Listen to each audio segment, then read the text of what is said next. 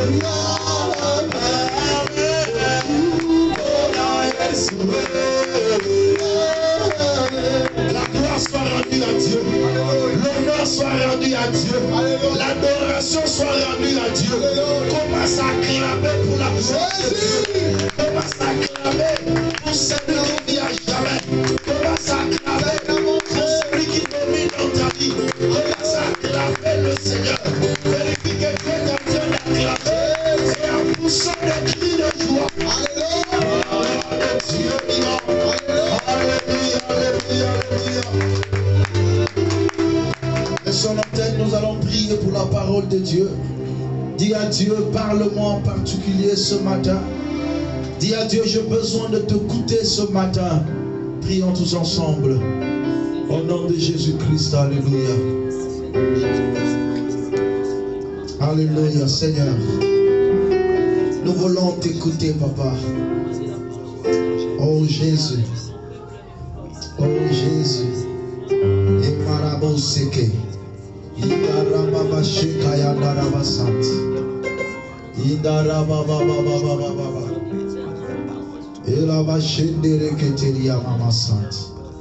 Tozotombolo nzamba bomo. Tozotombolo makasi na biso. Tozotombola yukimelo na biso. Merci Seigneur pour ta grâce. Au nom de Jésus-Christ, que nous avons ainsi prié. Amen. Nous acclamons très fort pour la gloire de Dieu. Nous allons écouter les Saintes Écritures. Saluons-nous les uns les autres. Déclare une parole de bénédiction pour ton frère, ta soeur qui est à côté de toi. Que le Seigneur Dieu vous bénisse abondamment. Est-ce que nous sommes ensemble? Gloire à Dieu. Nous allons prendre les Saintes Écritures dans Exode au chapitre 34. Exode chapitre 34. Nous allons lire à partir de verset 29 jusqu'au verset 34. Lisons la parole de Dieu. Moïse descendit de la montagne de Sinaï, ayant le deux tables du témoignage dans sa main. En descendant dans la montagne, et il ne savait pas que la peau de son visage rayonnait, parce qu'il avait parlé avec l'Éternel. Parce qu'il avait parlé avec l'Éternel. Aaron et tous les enfants d'Israël regardèrent Moïse, et voici la peau de son visage rayonnait, et ils craignaient de s'approcher de lui. Moïse les appela. Aaron et tous les principaux des enfants de l'assemblée vinrent auprès de lui et il leur parla. Après cela, tous les enfants d'Israël s'approchèrent et il leur donna tous les ordres qu'il avait reçus de l'Éternel sur la montagne de Sinaï. Lorsque Moïse eut achevé de leur parler, il mit un voile sur son visage. Quand Moïse entrait devant l'Éternel pour lui parler, il ôtait le voile jusqu'à ce qu'il sortît. Et quand il sortait, il disait aux enfants d'Israël ce qui lui avait été ordonné. Les enfants d'Israël regardaient le visage de Moïse et voyaient que la peau de son visage rayonnait. Et Moïse remettait le voile sur son visage jusqu'à ce qu'il entra pour parler avec l'Éternel. C'est la parole du Seigneur. Nous rendons grâce à Dieu pour cette parole. Nous allons partager ensemble rapidement pendant quelques minutes sur l'impact de la présence de Dieu. Alléluia. Ça c'est très important pour nous. Vous devez savoir une chose, que toute personne qui entre dans la présence de Dieu ne peut jamais sortir la même personne. Tu ne peux pas entrer et sortir dans la présence de Dieu la même personne. Le problème c'est quoi? Dieu dans la nouvelle alliance agit dans le spirituel. Mais dans l'ancienne alliance, il pouvait aussi agir dans le physique. Donc c'est-à-dire l'impact de Dieu, l'impact de la présence de Dieu pouvait se révéler physiquement dans la vie de gens. Mais aujourd'hui en esprit, l'impact de la présence de Dieu reste spirituel, mais ses effets se matérialisent.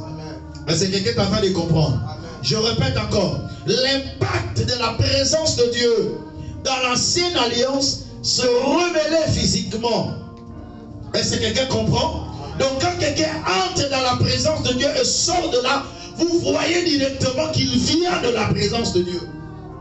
Mais dans la nouvelle alliance, celui qui entre dans la présence de Dieu, qui ressort, il est revêtu de la puissance. Alléluia. Mais vous allez voir maintenant les effets de la présence de Dieu dans le parcours de sa vie.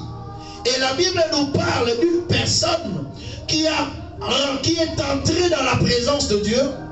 La Bible nous parle de Moïse qui était monté dans la montagne de Sinaï afin de parler avec Dieu. Et Dieu lui a donné les tables de loi.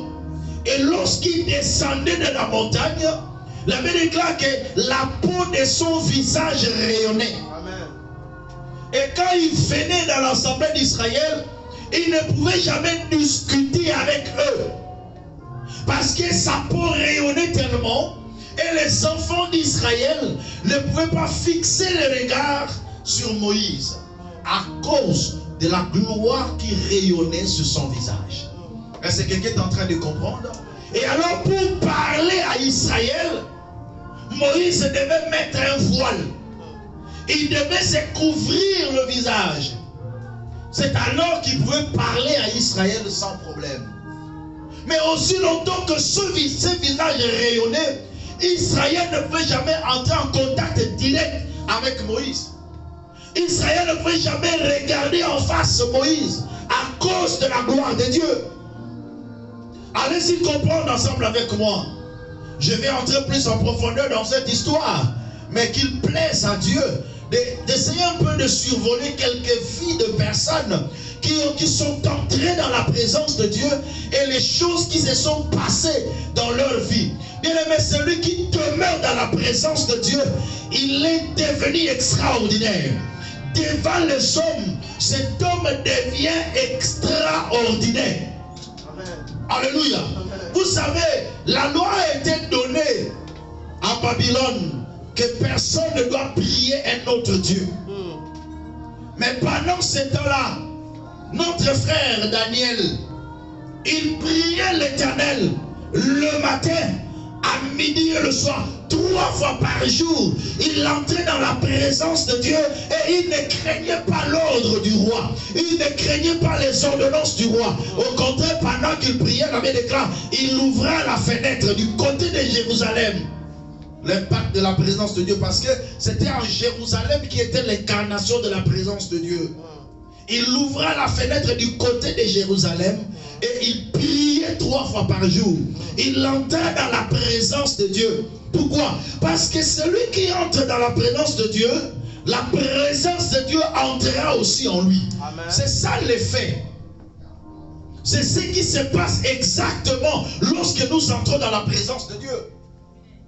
Toi, tu entres dans la présence de Dieu et la présence de Dieu entre en toi. Et c'est un mystère qu'il faut saisir à tout moment. Que quand j'entre dans la présence de Dieu, je sors avec cette présence. Je sors avec cette gloire de Dieu. Je sors avec cette puissance de Dieu. C'est ainsi que Daniel sortait avec la puissance de Dieu pendant qu'il entrait dans la présence du Seigneur. Et lorsqu'on l'a arrêté, on l'a mis dans la fosse au lion. Même les lions étaient incapables de regarder Daniel en face pour le dévorer, pour le manger. Ils ont accepté que les lions restent affamés pour que le degré de la famine de lion, que Daniel ne résiste même pas quand il va descendre. Alléluia. Mais lorsque Daniel est entré dans la fosse au lion, tellement qu'il avait la présence de Dieu en lui, Alléluia. les lions n'ont pas pu s'avancer pour le toucher. Amen. À cause de la présence de Dieu. Amen. Je suis venu dire à quelqu'un, en toi tu as la présence de Dieu. Amen. Celui qui est dans la présence de Dieu porte la présence de Dieu en lui. Amen. C'était pas seulement lui, même ses 3 compagnons, Shadrach, Meshach, Abednego, lorsqu'on les a jetés dans la fournaise ardente, la Bible déclare, on a chauffé la fournaise 7 fois plus extraordinairement pourvue. Et lorsqu'on les avait jetés, ils ne sont pas entrés seuls. Ils sont entrés avec la présence de Dieu.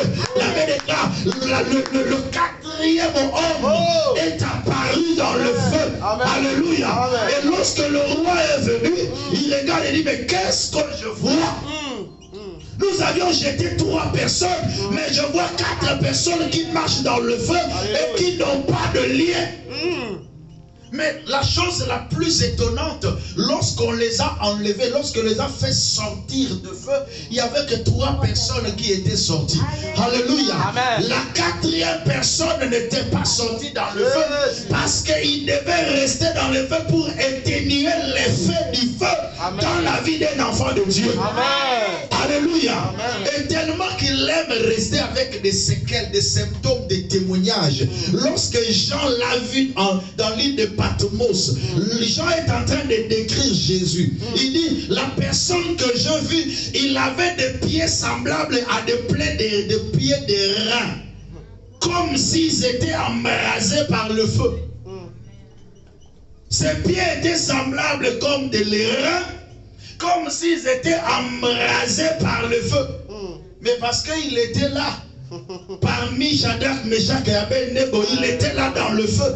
Il marchait dans le feu et il a gardé les symptômes des témoignages pour dire que la personne qui était dans le feu, c'était lui. Amen. Alléluia. Amen. Personne ne peut entrer dans la présence de Dieu et rester la même personne. Heureuse la personne qui désire demeurer dans la présence de Dieu. Amen. La Bible déclare Moïse monta dans la montagne. Il parlait avec Dieu. Et en descendant, son visage rayonnait. Bien-aimés, nous ne désirons pas la présence de Dieu pour les choses du monde. Nous désirons d'abord la présence de Dieu pour que son incarnation se révèle et se manifeste en nous.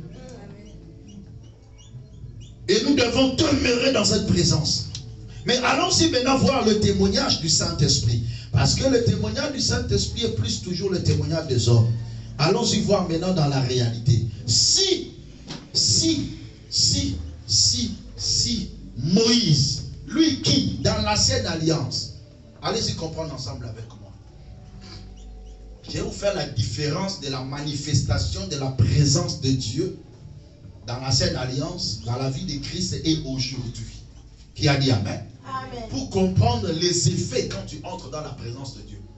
Mon objectif dans cet enseignement, c'est quoi? Et que chacun de nous puisse désirer la présence du Seigneur. Et que chacun de nous se dise, à chaque fois que je me mets à prier, à chaque fois que je m'agenouille pour prier, j'entre dans la présence de Dieu, je ne sors pas la même personne. Amen. Alléluia. Dans l'ancienne alliance, bien-aimée dans le Seigneur, la présence de Dieu n'était pas permanente. La présence de Dieu descendait, agissait et se retirait de l'homme. Pourquoi? Parce que l'homme n'était pas encore sauvé. L'humanité ne pouvait pas contenir d'une manière permanente la présence de Dieu. Le corps de l'homme ne pouvait pas contenir d'une manière permanente la présence de Dieu. Pourquoi? À cause du péché adamique. Tellement que ce péché n'était pas encore ôté. C'était impossible que l'homme en tant qu'humain maîtrise la totalité de la présence de Dieu. Voilà pourquoi même dans la vie de Marie, qui devait porter Jésus, il n'y avait que l'ombre seulement de sa présence. C'était même pas la totalité de sa présence. C'était l'ombre de sa présence qui portait. Pourquoi? Parce que Marie attendait aussi le salut. Parce que Marie avait aussi la sémence du péché adamique. Et elle devait être sauvée comme nous tous. Voilà pourquoi son corps ne pouvait pas contenir la totalité de la plénitude de la divinité. Ainsi, il n'y avait que l'ombre seulement qu'elle avait porté en elle et qui s'est manifesté plus tard par le corps que le Seigneur devait porter. Qui a dit Amen? Amen. Quand le Seigneur est venu sur la terre, comme son corps maintenant était saint, parce que la Bible déclare qu'il n'est pas venu avec le sang d'un homme, mais il est entré avec son propre sang et ayant obtenu une rédemption éternelle. Parce que tout le sang qui était sur la terre, c'était des sangs adamiques. Et le sang adamique portait le péché d'Adam. Le seul corps sur la terre qui était introduit sur la terre sans péché, c'était le corps de Jésus. Voilà pourquoi en lui, la Bible déclare, en lui habitait corporellement toute la plénitude de la divinité. On ne pouvait jamais dire ça chez toi. On ne pouvait jamais dire ça dans l'ancienne alliance. Que dans la vie de cet homme habite corporellement toute la plénitude de la divinité. Non. Parce que le corps souillé ne peut pas contenir la totalité de la plénitude de la divinité. Ainsi, le corps de Jésus étant sanctifié, étant pur, a contenu la totalité de la plénitude. Et c'était le jour du baptême que la totalité de la plénitude est entrée dans ce corps afin d'amorcer un travail du salut. Lorsqu'il a sauvé maintenant l'humanité, il a expié le péché. La Bible déclare l'agneau de Dieu est venu pour ôter le péché. Il ne couvre pas le péché comme l'agneau de l'ancienne alliance, dont le sang ne faisait que couvrir le péché et le souvenir de péché devait se renouveler chaque année. Mais aujourd'hui, l'agneau de Dieu par l'œuvre de la croix, il a enlevé complètement le péché de l'homme. Est-ce que quelqu'un est en train de comprendre? Il enlève la nature adamique. Il enlève le péché adamique dans l'homme. Et c'est à l'homme maintenant. L'homme peut être disponible pour porter la plénitude de la divinité. Est-ce que quelqu'un a compris? Et ça c'est très important. Allez-y comprendre. Lorsque tu marches pur, tu peux bénéficier de la présence de Dieu. Lorsque tu marches dans la sainteté, ton corps peut abriter Dieu. Parce que voilà pourquoi il nous dit, vos corps sont le temple de Dieu. Ne marchez pas dans l'impureté, dans le péché, dans le mal. Conservez-vous purs. Vous comprenez? Donc, dans l'ancienne alliance, la présence de Dieu n'était pas permanente. À cause de quoi? À cause du péché adamique. Dans la nouvelle alliance, lorsque le Seigneur est venu, il était le seul corps qui était pur. C'est ainsi que la totalité de la présence de Dieu est entrée. Ayant sauvé l'humanité, nous maintenant, qui croyons au Seigneur, à l'œuvre de la croix, nous pouvons maintenant bénéficier de la présence de Dieu d'une manière permanente. Est-ce que quelqu'un a compris?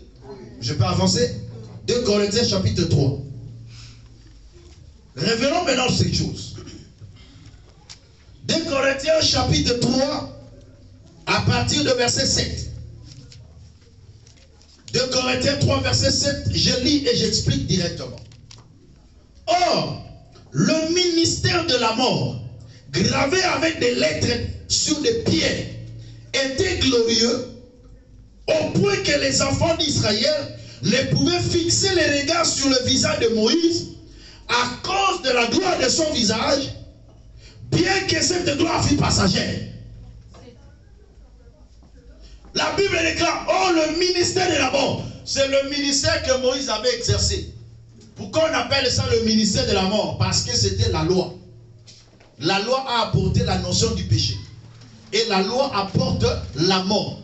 Et on dit le ministère de la mort. Ce ministère était gravé sur des tables de pierre. C'est la loi qui était gravée sur des tables de pierre. Est-ce qu'il y a des gens qui me comprennent bien? Je vais vous simplifier la compréhension parce que tu ne peux pas comprendre le bénéfice de la présence de Dieu si tu ne comprends pas le fondamental. Est-ce que quelqu'un est en train de comprendre bien? Donc, ce qui est arrivé chez Moïse, ayant apporté la loi, cette loi a apporté la mort. Voilà pourquoi on dit que c'est le ministère de la mort. Parce que la loi apporte la notion du péché. Et la pratique du péché apporte la condamnation, la mort. On dit que ce ministère était glorieux. Pourquoi? Parce que Moïse était descendu, comme on l'a dit dans Exode 34. Était descendu avec une gloire. Mais la Bible nous dit que cette gloire était passagère. Mais malgré que cette gloire était passagère, au temps où cette gloire se manifestait, Israël ne pouvait pas fixer le regard sur Moïse. Bien que cette gloire fût passagère, mais pendant que cette gloire se manifestait, on ne pouvait pas regarder Moïse. Mais on fait maintenant la différence. Verset 8. Combien bien le ministère de l'Esprit ne sera-t-il pas plus glorieux? C'est quoi le ministère de l'Esprit? C'est le ministère que nous exerçons aujourd'hui. Le ministère de l'interprétation de la parole de Dieu. Le ministère de la mort, c'est le ministère de Moïse, qui est le ministère de la loi, qui a apporté la notion du péché. Et cette notion du péché a apporté quoi? La mort. Mais aujourd'hui, nous exerçons le ministère de la vie, de l'esprit, qui s'est révélé par Christ. Et Christ se substitue ou se départage par les 5 ministères que nous exerçons aujourd'hui. Voilà pourquoi on appelle ça le ministère de l'esprit. Si le ministère de la condamnation a été glorieux, le ministère de la justice est de beaucoup supérieur en gloire. Donc la gloire qui était manifestée par Moïse, on ne peut pas la comparer avec la gloire qui se manifeste aujourd'hui. Parce que la Bible fait une comparaison. On dit que le ministère de la justice est beaucoup plus supérieur en gloire par rapport au ministère de la condamnation. On fait un tableau et puis un parallélisme entre la loi apportée par Moïse et la grâce apportée par le Seigneur, la justification. De ce côté, il y avait la condamnation. De l'autre côté, il y avait la justification. On continue. Verset 10. Et sous ce rapport, ce qui a été glorieux ne l'a point été. À cause de cette gloire actuelle qui lui est supérieure. En effet, si ce qui était passager a été glorieux, ce qui est permanent est bien plus glorieux. La gloire de Moïse, manifestée par l'impact de la présence de Dieu, a été glorieux, mais passager. Mais aujourd'hui, la gloire qui se révèle en Jésus est permanente. Donc ça dit quoi? Lorsque quelqu'un entre dans la présence de Dieu, il vit cette présence d'une manière permanente. Voilà pourquoi Moïse, ce n'était pas toute sa vie qu'il devait couvrir son visage. Il ne pouvait pas mettre le voile à tout moment. Donc il y a eu un temps où sa peau est restaurée, est redevenue normale, comme d'hab, et on pouvait le regarder aussi comme ça. Donc cette gloire était passagère. La gloire a soufflé un temps, après ça passe. Mais aujourd'hui, nous, les enfants de Dieu, les chrétiens d'aujourd'hui, lorsque quelqu'un entre dans la présence de Dieu, cette gloire demeure permanente. Amen. Aussi longtemps que tu seras en communion avec Dieu, cette gloire restera permanente. Cette gloire sera étouffée lorsque tu vas vivre maintenant dans le péché. Lorsque tu vas vivre dans le mal, la gloire se retire. Mais aujourd'hui, la gloire ne peut pas se retirer. Aussi longtemps que tu continues à vivre en communion avec Dieu, la gloire reste permanente. Amen. Est-ce que quelqu'un a compris? Amen. Est-ce que je peux encore avancer? Amen. Écoutez encore. Verset 12. Ayant donc cette espérance, nous usons d'une grande liberté. Lorsque nous avons l'espoir que notre gloire reste permanente, nous osons d'une grande liberté. C'est-à-dire, je sais qu'aucun démon ne peut jouer avec moi à cause de la gloire de Dieu. C'est Israël ne pouvait pas fixer le regard à Moïse à cause de la gloire de Dieu. À combien de fortes raisons aujourd'hui, les forces du mal pouvaient tenir devant toi à cause de la gloire de Dieu. Si aujourd'hui, la malédiction tient encore, les œuvres et les ténèbres tiennent encore, c'est parce que cette gloire n'est pas encore manifestée. Et il faut chercher cette gloire de Dieu. Cette gloire, nous le recevons lorsque nous entrons d'une manière permanente dans la présence de Dieu. Amen. Tu entres dans la présence de Dieu, tu sors avec cette gloire et tu uses d'une grande liberté. Voilà pourquoi Paul a dit dans Galates chapitre 5 verset 1. C'est pour la liberté que Christ nous a affranchis. Si Christ nous a affranchis, c'est pour la liberté. Mais il continue dans ce verset-là, Galates 5, 1. Il dit, gardez-vous de ne pas se mettre de nouveau sous le joug de la servitude. Gardez-vous, parce que vous êtes libre. Mais faites attention, vous pouvez encore retourner dans le lien. Vous pouvez encore retourner dans le chêne. Aujourd'hui, bien-aimés, nous ne prêchons pas l'église. Aujourd'hui, tu es libre. Demain, on doit encore te délivrer, te libérer encore. Non, tu dois rester ferme après être libéré.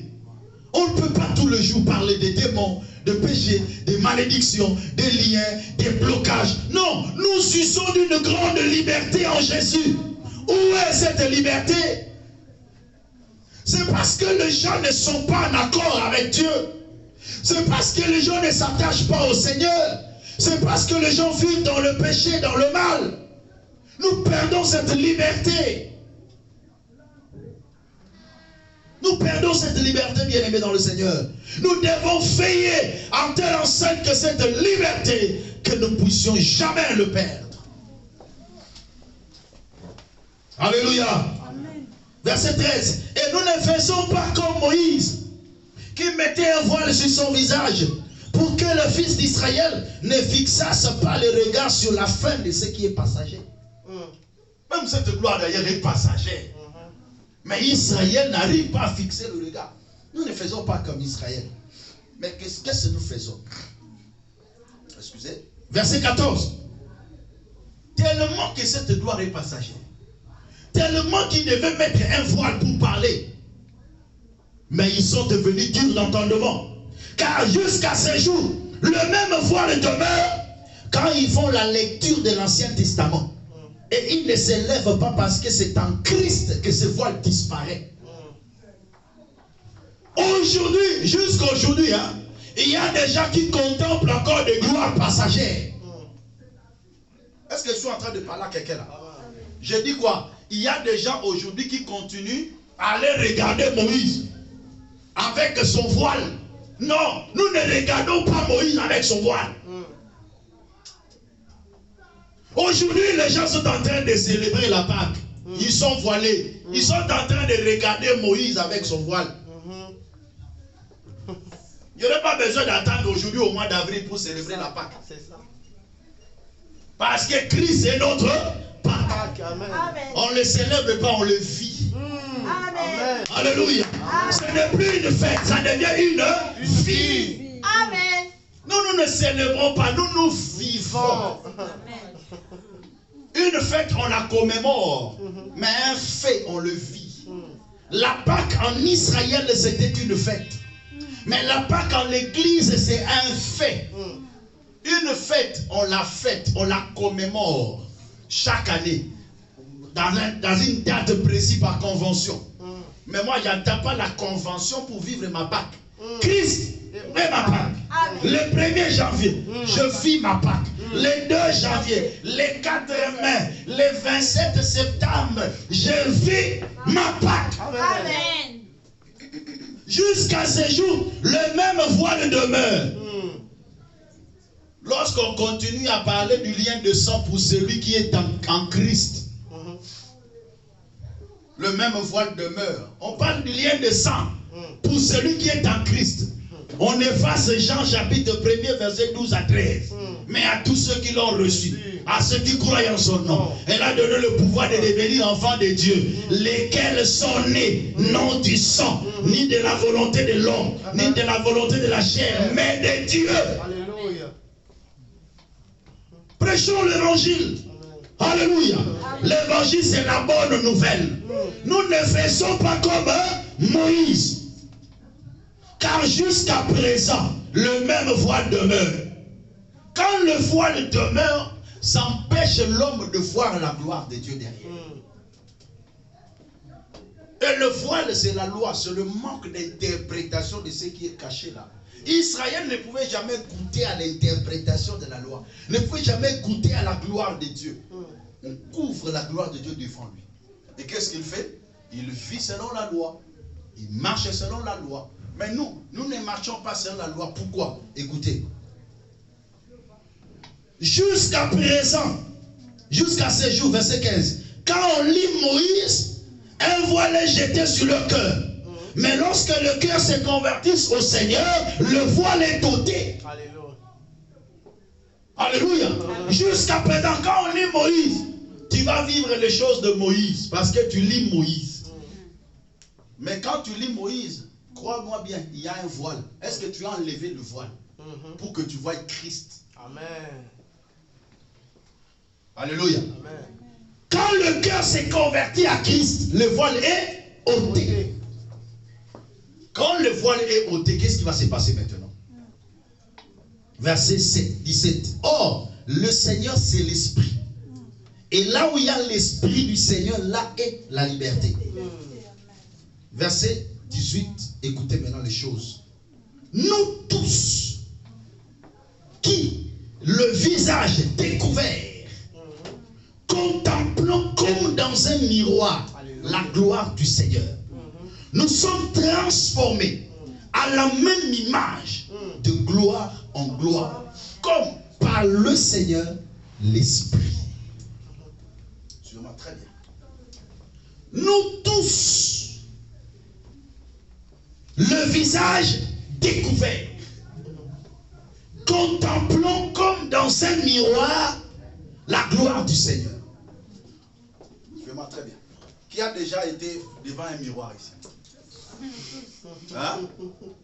Je sais pourquoi je pose la question. Qui a déjà été devant un miroir? Maintenant, quand tu regardes le miroir, qu'est-ce que tu vois? Hein? Qu'est-ce que tu vois? Tu te vois. Mais lis ici.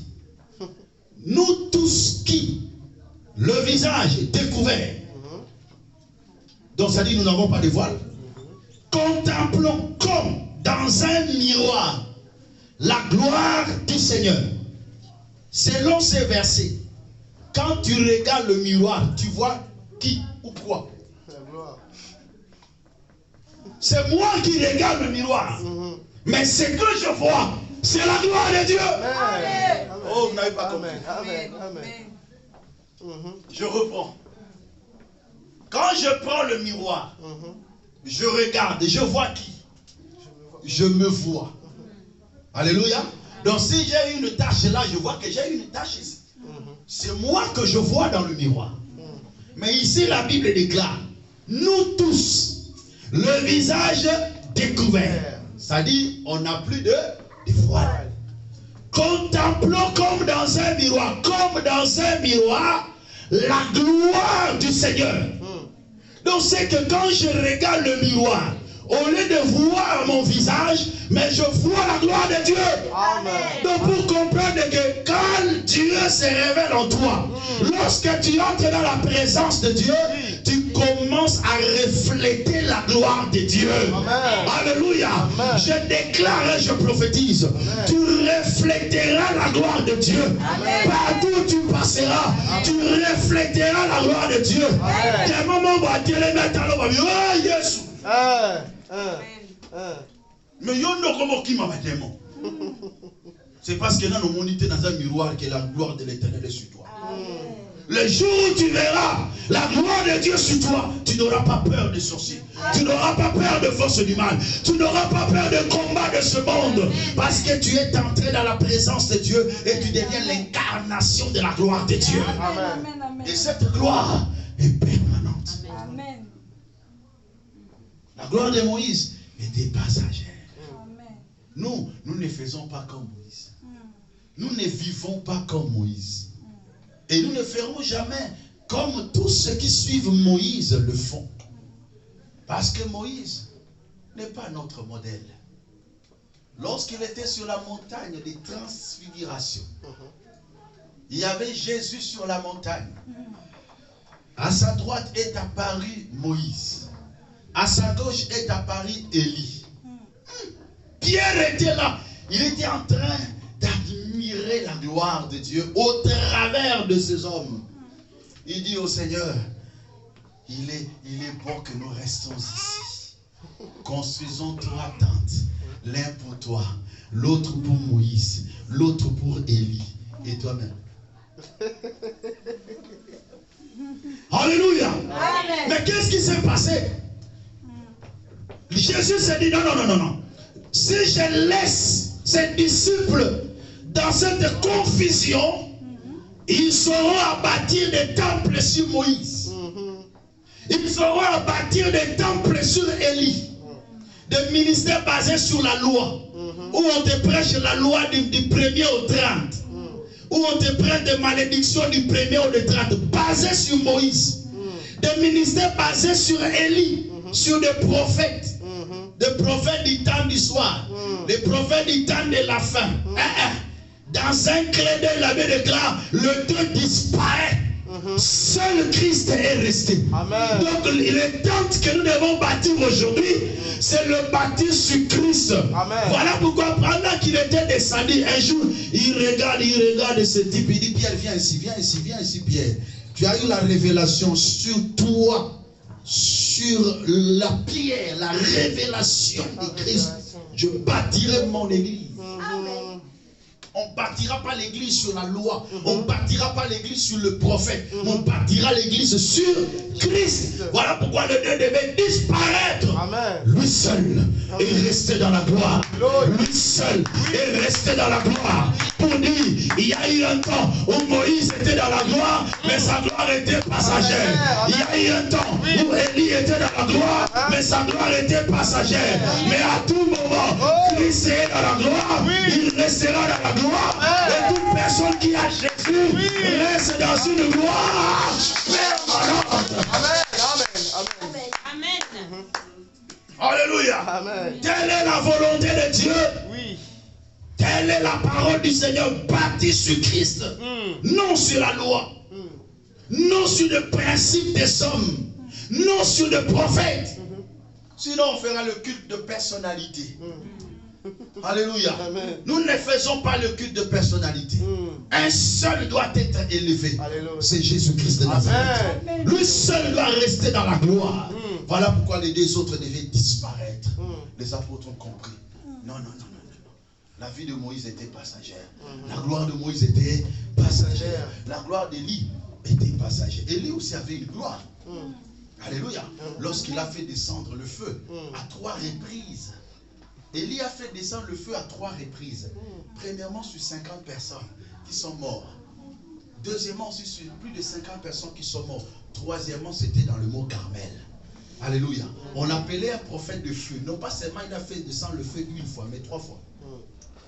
Les gens sont venus les défier. Ils disent, si je suis le prophète, que le feu descend du ciel et vous consume. La Bible déclare, le feu descend du ciel et consuma les gens. Alléluia. Amen. Son ministère était glorieux. Mais lorsqu'il est apparu, il devait disparaître. Parce que sa gloire était passagère. Amen. Voilà pourquoi même ces jours-là, le Seigneur lui dit, si tu veux partir, tu n'as qu'à partir, je vais te récupérer. Mais sachez-le, je me suis réservé de 7000 personnes qui n'ont jamais fléchi. Une race pure qui s'élèvera pour la perfection. Parce que le chiffre 7, c'est la perfection. Le Seigneur, il a dit que je me suis réservé de gens qui vont travailler pour le perfectionnement de l'église, le perfectionnement du sang en vue de l'œuvre du ministère. Amen. Je me suis réservé de ces gens-là qui auront une gloire permanente. Amen. Vos gloires sont passagères. Que Dieu vous bénisse. Amen. Désirez la gloire de Dieu. Amen. Désirez de vivre dans la présence du Seigneur. Amen. Et une fois capté cette gloire, conserve-la. Parce que la gloire d'aujourd'hui, c'est une gloire permanente. Ce n'est pas une gloire passagère. Que Dieu couvre sa parole de sa grâce. Qu'il accompagne sa parole de sa puissance. Et que sa gloire nous enveloppe à cause de sa parole. Au nom de Dieu. Lèvons-nous, nous allons prier. Nous allons implorer la gloire de Dieu. La présence du Seigneur dans nos vies. La présence du Seigneur dans nos familles. Commence à prier, bien-aimé. Élève ta voix, commence à prier. Commence à prier. Je vais écouter quelqu'un prier. Dis à Dieu, Seigneur, admets-moi dans ta présence. La Bible déclare, heureux celui que Dieu choisit et qu'il admet dans sa présence. Alléluia, sa gloire est là. Sa main nous touche. Sa gloire est là. Sa présence est là. Sa présence est là. Commence à implorer Dieu. Dis à Dieu, admets-moi dans ta présence. Dis à Dieu, je vais expérimenter ta gloire dans ma vie. Alléluia.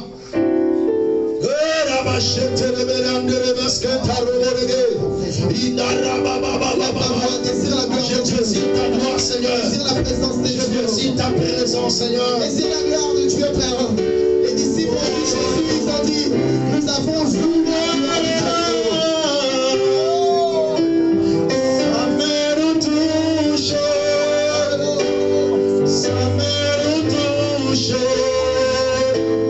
Ça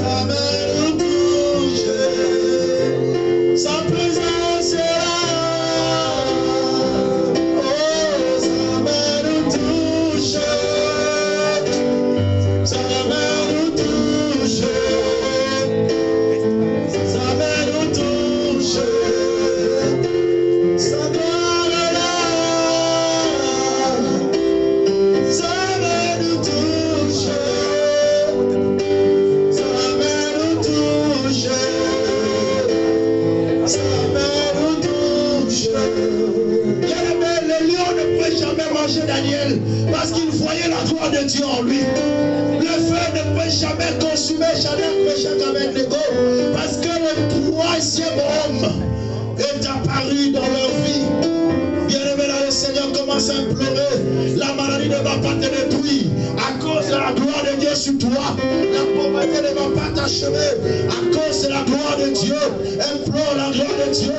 Là où il y a la gloire de Dieu, les choses se simplifient. Là où il y a la gloire de Dieu, Dieu lui-même entre en action. Alléluia. Alléluia. Oh Seigneur, nous désirons ta gloire, mon Dieu. Que ta gloire se révèle dans nos vies, Seigneur. Que ta gloire se révèle, Seigneur. Oh Rabachanda Rabako. Mekereba Sandere Vendoria Bababasa. Ida Rababakoto. Je désire voir ta gloire, Seigneur. Je désire expérimenter ta gloire dans ma vie, dans mon ministère, dans le parcours de ma vie, dans mon travail, dans mes projets, dans ma santé. Je veux voir ta gloire, Jésus. Je veux voir ta gloire. Je veux voir ta gloire, Seigneur. Dans ma famille, oh Dieu. Dans mon foyer, Papa. Je veux voir ta gloire. Oh là, Seigneur Jésus. Oh, je te révèle.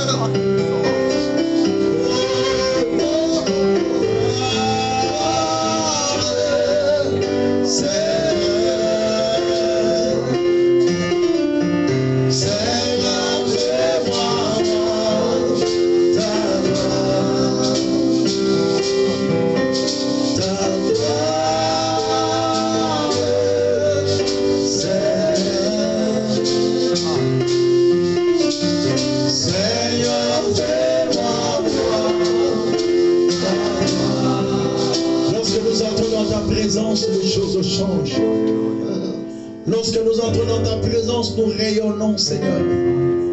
Lorsque nous entrons dans ta présence, ta gloire affecte notre destinée. Que ta gloire puisse nous affecter, Seigneur. Aucune puissance des ténèbres ne peut résister devant ta gloire. Là où ta gloire se révèle, ta puissance agit. Père éternel, révèle ta gloire au milieu de nous. Révèle ta puissance au milieu de nous, Seigneur. Au nom de Jésus, nous voulons marcher avec ta gloire tous les jours de notre vie. Au nom de Jésus, que nous avons ainsi prié. Merci Seigneur Jésus-Christ. Merci Seigneur Jésus-Christ. Amen. Nous acclamons pour la gloire du Seigneur.